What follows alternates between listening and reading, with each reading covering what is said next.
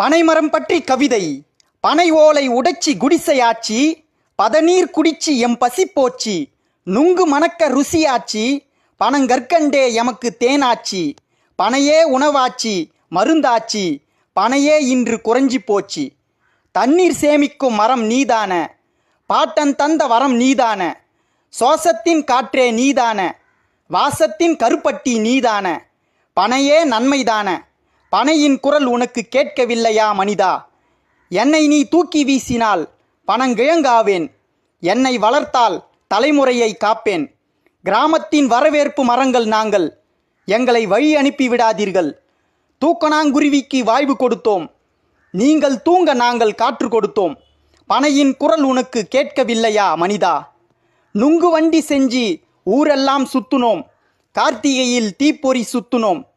தபசு ஏறிய மரம் நான் தானே,